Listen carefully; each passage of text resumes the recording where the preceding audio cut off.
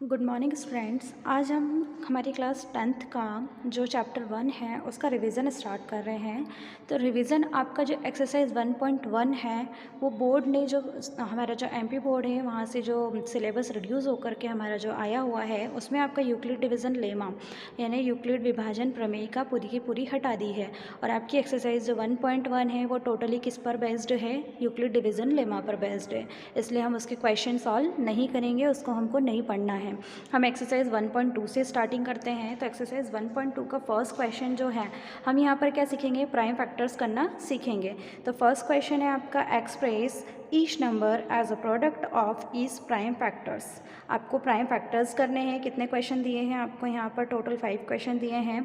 मैं आपको स्टार्टिंग के 1 और 2 क्वेश्चन सॉल्व करके दिखाती हूँ, ठीक है। हिंदी में इस क्वेश्चन को देख लेते हैं क्या है। यहाँ पर एक्सरसाइज 1.2 का फर्स्ट क्वेश्चन आपको गिवन है, निम्नलिखित संख्याओं को अभाज्य गुणनखंडों के गुणनफल के रूप में व्यक्त कीजिए। मतलब आपको क्या करना है? अभाज्य गुणनखंड के रूप में इसको बताना है। तो 140 एंड 156 और बाकी के क्वेश्चंस भी गिवन है, लेकिन हम स्टार्टिंग के 2 क्वेश्चन सॉल्व करके इस मेथड को समझते हैं कि ये कैसे सॉल्व होगा। आपका एक्सरसाइज 1.2 का फर्स्ट क्वेश्चन है 140, ठीक है। 140 को एक्चुअली हम क्या करते हैं, यहाँ पर ट्री मेथड अप्लाई करते हैं, लेकिन फिर भी अगर आपको ट्री मेथड नहीं आ रही है तो पहले आप क्या करो, नॉर्मल फैक्टराइजेशन कर लो। सबसे पहले हम ये देखेंगे कि यहाँ ये जो डिजिट है ये ऑड है कि इवन है। तो इसका पता लगाने के लिए ऑड और इवन नंबर्स हमें पता होने चाहिए क्या होते हैं, ठीक है। तो ऑड नंबर्स ऐसे नंबर जो 2 से डिविजिबल नहीं होते। सपोज 1, 3, 5, 7 ये सब 2 से डिविजिबल नहीं होते। ऑड यानी विषम संख्या, ठीक है। और इवन यानी सम होता है जो 2 से डिविजिबल होते हैं। इसकी स्टार्टिंग होती है 0 से। 0, 2, 4, 6 और 8 ऐसे नंबर जो इन नंबर्स पर एंड होंगे। जैसे ये 0 पर एंड हो रहा है तो ये क्या है? आपका इवन नंबर है। दैट मीन्स ये इवन नंबर से ही क्या होगा? डिवाइड होगा। तो 2 से करते हैं इसको। 2 से 2 7 जा 14, क्योंकि 2 की टेबल में 14 आता है। कितने टाइम में? 7 टाइम में। 0 का 0। अब यहाँ हम फिर से यहाँ देखते हैं 0 है, मतलब फिर से हम इवन नंबर से इसको सॉल्व कर सकते हैं। तो 2 से फिर से इसको डिवाइड करते हैं। 2 की टेबल में 7 आता है क्या? नहीं आता है, लेकिन 7 से छोटा नंबर आता है। कितना आता है? 6। कितने टाइम में आता है? 3 टाइम में। जितने टाइम में आता है उतना हमें यहाँ लिखना है, हमें नंबर नहीं लिखना है। जैसे 2 की टेबल में 6 आ रहा है, कितने टाइम में? 3 टाइम में। तो हमें 3 टाइम यहाँ लिखना है, ठीक है। 7 में से 6 को माइनस कर दीजिए, कितना आएगा? 1। 1 और 0 अब क्या बन जाएगा? 10। तो 2 5 जा 10। अब हम देखते हैं 3 की टेबल से ये दोनों डिवाइड नहीं होगी, क्योंकि 3 भी ऑड नंबर है, 5 भी ऑड नंबर है, मतलब 35 टोटल ऑड नंबर है। लेकिन फिर भी 3 की टेबल से ये डिवाइड नहीं होगा। हम 4 से कर नहीं सकते हैं, क्योंकि 4 क्या है? आपका इवन नंबर है और 35 ऑड नंबर है। इसलिए हम डायरेक्ट जाते हैं किस पर? 5 पर। 5 7 जा कितना होता है? 35 एंड देन 7 1 जा 7। मैंने ये फैक्टर्स करके आपको दिखा दिए हैं। अब इन फैक्टर्स के थ्रू हम क्या करेंगे? ट्री बनाएंगे। यहाँ पर 140 यहाँ लिखा हमने। अब 140 के फैक्टर कैसे हुए? 2 और 70 क्रॉस में चलेगा। ये हो गया आपका 2 और ये आ जाएगा आपका 70, ठीक है। अब 70 के फैक्टर क्या होंगे? 2 और 35। तो 70 के फैक्टर लिखे हमने 2 और 35। 35 के फैक्टर्स क्या होंगे? 5 और 7। तो ये देखिए 35 के फैक्टर लिखे मैंने 5 और ये लिख दिया 7। 7 के फैक्टर क्या है? 7 और 1। यहाँ पर ये एंड हो गया, जहाँ 1 आ जाता है क्वेश्चन हमारा एंड हो जाता है। तो फैक्टर्स 140 के क्या क्या आए हमारे? 2 इंटू 2 इंटू 5 इंटू 7। तो यहाँ लिखते हैं 2 इंटू 2 इंटू 5 इंटू 7, ठीक है। तो ये हो गया हमारा आंसर, क्योंकि हमें इसे फैक्टर करने थे, ठीक। अब हम इसी का सेकंड क्वेश्चन देख लेते हैं। 156 गिवन है आपको, ठीक है। 156 में आपको फिर से वही करना है, फैक्टर करने हैं। 2 से होगा। 2 की टेबल में 15 आता है क्या? नहीं, लेकिन 2 की टेबल में 14 जरूर आता है। कितने टाइम में? 7 टाइम में। 2 7 जा 14। 15 में से 14 को माइनस करें, कितना आएगा? 1। तो कितना हो गया? 16, है ना। 2 8 जा 16। 2 से 2 3 जा 6, फिर से 1 बचेगा। 2 9 जा 18। अब ये 3 से कैंसिल होगा 3 1 जा 3 एंड 3 3 जा 9। अब ये डायरेक्ट किससे होगा? 13 से। मतलब इसके ट्री मेथड में हम फैक्टर्स क्या होंगे? 156। यहाँ पर हम इसको देखेंगे तो 2 और 78 हो गया। तो 2 और 78 यहाँ आएगा 2 इंटू 39। तो ये हो गया 2 और ये 39। देन 39 के फैक्टर 3 इंटू 13। तो ये लिखा 3 इंटू में 13 और 13 के फैक्टर क्या आ गया 1, तो 13 इंटू 1, ठीक है। तो 156 के फैक्टर क्या क्या किए हमने, 2 इंटू ये फैक्टर्स होंगे आपके सारे, ठीक है। इधर के डिजिट हम नहीं लेंगे क्योंकि हमने इसको फिर से क्या किया है, फैक्टराइज किया है। 2 इंटू 2 इंटू 3 इंटू 13, 3 इंटू 13, ये हो गया आपका आंसर। क्वेश्चन नंबर सेकंड के फर्स्ट क्वेश्चन में, मतलब क्वेश्चन नंबर सेकंड क्या गिवन है पहले मैं आपको समझा देती हूँ। उसमें ये बोला है कि आपको ये 2 डिजिट दिए है और इसमें आपको क्या करना है, इनका एलसीएम भी निकालना है, इनका एचसीएफ भी निकालना है और दोनों को निकालने के बाद में इसको वेरीफाई भी करना है फॉर्मूला लगा करके, product of 2 numbers is equals to LCM into HCF करके, ठीक है। तो सबसे पहले हम इन दोनों का फैक्टर करते हैं। तो 26 का फैक्टर क्या होगा, अब मैं यहाँ डायरेक्ट कर देती हूँ, मैं यहाँ साइड में फैक्टर करके नहीं दिखा रही हूँ क्योंकि ये छोटी संख्या है, जल्दी हो जाएगा।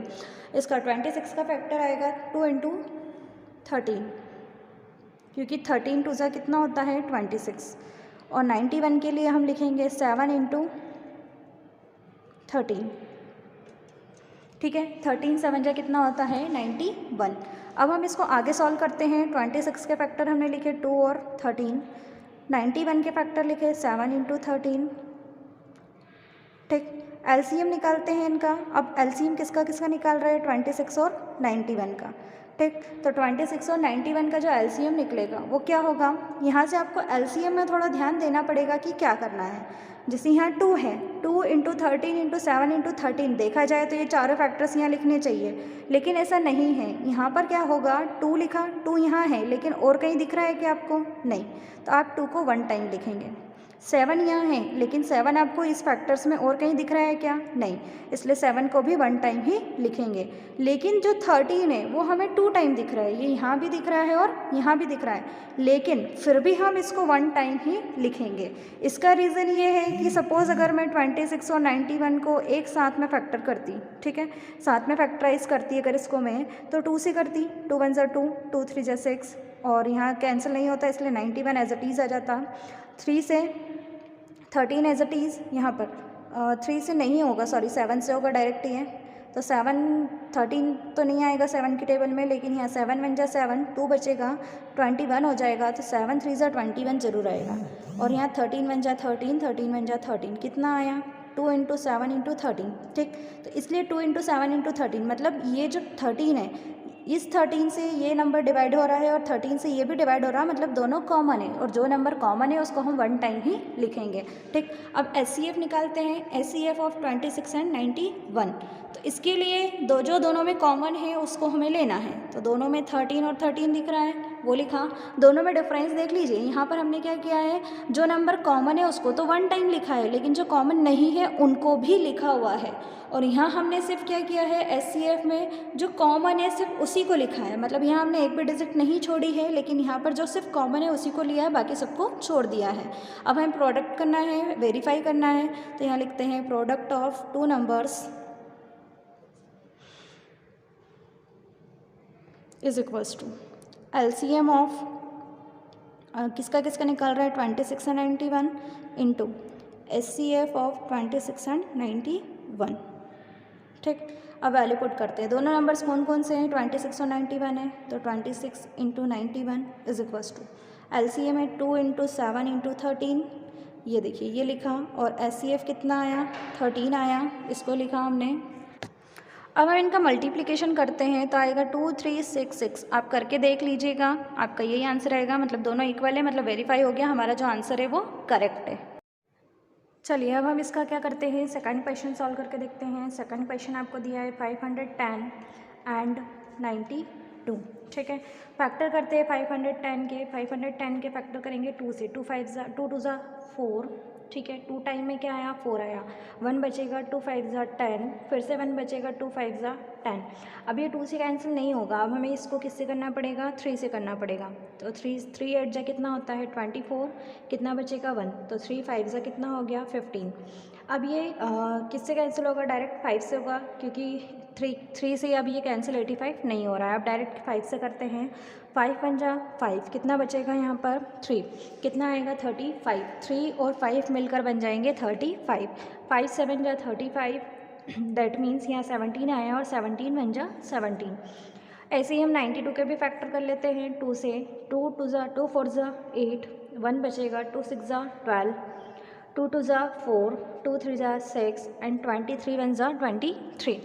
आगे इसको सॉल्व करते हैं। देखिए 510 को हम, ये हमने रफ वर्क किया है, ये हमारी कन्वीनियंट के लिए हमने किया हुआ है, ठीक है। अब इसका यूज़ करके हम क्या करते हैं, आगे का सॉल्व करते हैं। यहाँ पर 510 के फैक्टर 255 इंटू क्या आया, 2 आया, तो इसको ट्री मेथड में हम शो कर देते हैं 2 इंटू 255, ठीक। अब ये नेक्स्ट फैक्टर इसका है 3 इंटू 85, तो ये लिखा 3 इंटू 85। इसका नेक्स्ट फैक्टर आया 5 इंटू 17, ये क्रॉस में चल रहा है, 5 और 17 का मल्टीप्लाई करेंगे तो कितना आ जाएगा 85, मतलब 85 के फैक्टर हो गए 5 एंड 17।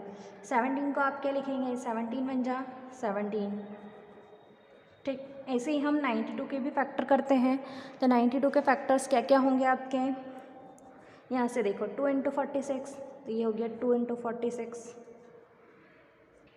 ठीक।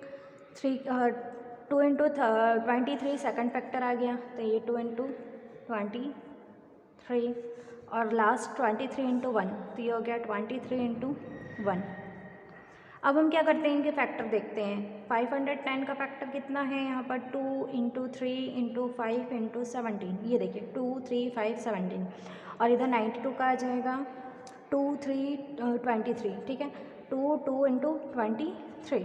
अब हम क्या लेंगे, यहाँ एलसीएम लिखेंगे। एलसीएम हमारा किसका निकाल रहे हैं हम, 510 एंड 92 का।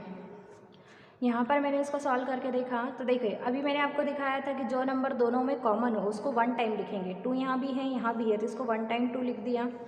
ये 3 है यहाँ भी, यहाँ 3 नहीं है, यहाँ 23 है, ठीक है, तो 3 ये है, यहाँ 23 है, यहाँ पर 3 नहीं है तो 3 को 1 टाइम लिखेंगे। 5 इधर है यहाँ नहीं है, फिर भी हम इसको लिखेंगे। 17 यहाँ है यहाँ नहीं है, फिर भी हम लिखेंगे। ये जो नीचे का 2 है ये यहाँ तो है लेकिन ऊपर नहीं है, ठीक है, तो ये हम 2 1 टाइम लिखेंगे, और 23 को भी लिखेंगे। मतलब ऐसे नंबर जो दोनों में कॉमन हो वो 1 टाइम, और जो कॉमन नहीं हो उसको तो लिखना ही लिखना है, ठीक है, उसको छोड़ना नहीं है। ऐसे ही हम एचसीएफ लिखेंगे 510 एंड 92 का, तो जो दोनों में कॉमन हो वो एचसीएफ आ जाएगा, कितना है 2, ठीक। एलसीएम आपका ये आया, एचसीएफ कितना आया 2 आया। 2 के अलावा बाकी सारे डिजिट हम यहाँ पर छोड़ सकते हैं। अब हम इसको वेरीफाई करके देख लेते हैं। वेरीफाई करने के लिए हमें क्या करना पड़ेगा, फार्मूला लगाना पड़ेगा। वेरीफाई के लिए हम फार्मूला लगाएंगे, product of 2 number is equals to LCM of कौन से नंबर थे, 510 और 92 था, इनटू में एचसीएफ ऑफ 510 एंड 92, ठीक। प्रोडक्ट ऑफ 2 नंबर्स, दोनों नंबर्स ये हो गए 510 एंड 92, इसको लिख दिया हमने। एलसीएम हमने बैक साइड से लिया, कितना था 2 इंटू 3 इंटू 5 इंटू 17 इंटू, ठीक है, और एचसीएफ कितना था आपका 2। आप यहाँ पर बैक साइड देख लीजिए क्या है, ये देखिए 2 into 3 into 5 into 17 into 2 into 23, ठीक, और ये कितना आ जाएगा आपका 2, तो यहाँ पर हमने 23 इंटू में 2 लिख दिया, ये हो गया कंप्लीट। अब हम यहाँ क्या करेंगे, इनका मल्टीप्लिकेशन दोनों का देखेंगे, तो आएगा 46,920, कितना आया 46,920। आप मल्टीप्लाई करके देखिएगा, आपको समझ में आ जाएगा। मतलब ये क्या हो गया, वेरीफाई हो गया, हमारा आंसर हमने जो निकाला वो क्या है, करेक्ट है। अब हम नेक्स्ट क्वेश्चन देखते हैं। क्वेश्चन नंबर 4 में given that HCF of 306 and 657 is equals to 9 and find LCM of 306 and 657। आपको एचसीएफ दे रखा है और एलसीएम फाइंड करना है। हम यहाँ लिखते हैं गिवन। क्वेश्चन नंबर 4 में क्या क्या गिवन है पहले तो वो लिख देते हैं। तो गिवन में क्या आएगा आपका, दिया है में क्या आएगा, हाँ जी, तो हम इसमें गिवन में क्या क्या गिवन है, हमको एचसीएफ गिवन है किसका, 306 एंड 657 का, कितना है 9। आपको क्या फाइंड करना है, एलसीएम फाइंड करना है किसका, 306 एंड 657 का, ठीक है। फार्मूला लगाते हैं, product of 2 numbers is equals to LCM of किसका, 306 एंड 657 लिखेंगे, इनटू में एचसीएफ ऑफ 306 एंड 657। एलसीएम आपका कितना है यहाँ पर आपको फाइंड करना है तो उसको एज इट इज़ लिख दीजिए। LCM ऑफ 306 एंड 657 इनटू में HCF कितना है आपका 9, तो इसको लिख दिया 9, और दोनों नंबर ये हो जाएंगे आपके 306 एंड 657। ठीक, अब यहाँ पर हम क्या करते हैं 306 इंटू 657 यहाँ लिखते हैं, और ये जो 9 है मल्टीप्लाई ये कहाँ जाएगा डिवाइड में, तो इधर क्या रहेगा LCM ऑफ 306 एंड 657। ठीक, अब यहाँ इसको कैंसिल करते हैं किससे 3 से, 3 3 ज़ा 9, 3 1 ज़ा 3, 0 का 0, 3 2 ज़ा 6, 3 1 ज़ा 3, यहाँ पर 3 3 ज़ा 9, 3 4 ज़ा 12, ये 306 है। ठीक है, हमने इसको डिवाइड किया तो यहाँ पर आएगा 34 into 657 is equals to LCM of 306 and 657। ठीक है, अब इन दोनों का जो भी आएगा मल्टीप्लिकेशन उसको हम लिख देंगे, तो यहाँ लिखा हमने LCM of 306 and 657 is equals to, उनका मल्टीप्लिकेशन आएगा 2 2 3 3 8, ये हो गया आपका फाइनल आंसर। नेक्स्ट क्वेश्चन की ओर चलते हैं। नेक्स्ट क्वेश्चन हम 6 वाला देखते हैं। Explain by 7 into 11 into 13 plus 13 and 7 into 6 into 5 into 4 into 3 into 2 into 1 plus 5 are composite number.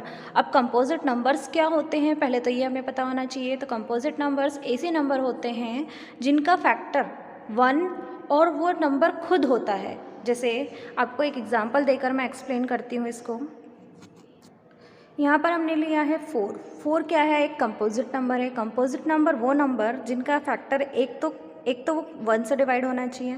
ठीक है, कंपलसरी है 1 से डिवाइड हो, खुद से भी डिवाइड हो, मतलब जो नंबर है वो खुद से भी डिवाइड हो और उसके अलावा कोई और नंबर ऐसे हों जो इसके फैक्टर हो। ठीक है, वो कंपोजिट नंबर होते हैं। फॉर एग्जांपल 10 मैंने लिया, 10 क्या है 1 से भी डिविजिबल है, 10 से भी डिविजिबल है, लेकिन इसके अलावा इसका एक फैक्टर 2 है, एक ये 5 है। मतलब ऐसे नंबर्स जिनका एक 1 और 10, मतलब 1 और जो खुद नंबर है वो, ये दो फैक्टर तो हो ही हो, इसके साथ में और भी फैक्टर्स इसके हो, तो वो क्या होता है कंपोजिट नंबर होता है। और नेक्स्ट क्वेश्चन हमारा इसी के बेसिस पर है, तो हम इसको सॉल्व करके देखते हैं। यहाँ पर हम क्या कर सकते हैं 13 को कॉमन निकाल सकते हैं, तो अंदर बचेगा 7 इंटू 11 इंटू में 1 प्लस 1 होगा। अब 13 इंटू 11 7 जा 77 प्लस 1, तो 13 इंटू कितना हो जाएगा 78। अब 78 के फैक्टर्स हम कर सकते हैं, हम इसको ट्री मेथड से सॉल्व करते हैं, 2 से डिवाइड करते हैं। 2 3 जा 6, 2 9 जा 18, कितना आया 39।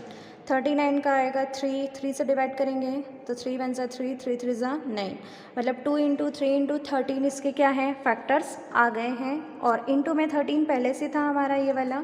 अब इस क्वेश्चन में देखिए, एक तो ये 78 जो है 1 से डिविजिबल है। ठीक है, 78 को हम 78 से भी डिवाइड करेंगे तो हो जाएगा, लेकिन इसके साथ में ये 2 3 और 13 से भी डिविजिबल है। मतलब ये दोनों नंबर 1 और खुद से तो डिवाइड है ही है, साथ में इसके और फैक्टर्स भी है। दैट मीन्स ये क्या होगा, एक कंपोजिट नंबर होगा। ऐसे ही आपको सेकंड वाला भी सॉल्व करना है, उसमें भी आपको यही करना है। अब इसमें भी हम क्या करते हैं, यहाँ से ये जो +5 है ये और ये, इसको हम कॉमन निकाल लेते हैं। अंदर बचेगा 7 into 6 into 4 into 3 into 2 into 1 plus 1, क्योंकि ये दोनों 5 क्या हो गए बाहर आ गए हैं। अब यहाँ जब इन सबका मल्टीप्लिकेशन होगा तो आएगा 1008 प्लस 1। ठीक, 5 इंटू में ये हो जाएगा 1009। अब 1009 के आप फैक्टर करके देखिए, होंगे फैक्टर। ठीक है, ये फैक्टर करके देखिएगा तो इससे ये पता चल जाएगा कि इसके फैक्टर हो रहे हैं या नहीं हो रहे हैं। उस बेसिस पे आप इसको क्या बोल सकते हैं कि कंपोजिट नंबर है या नहीं है। इसको आपको खुद से सॉल्व करना है।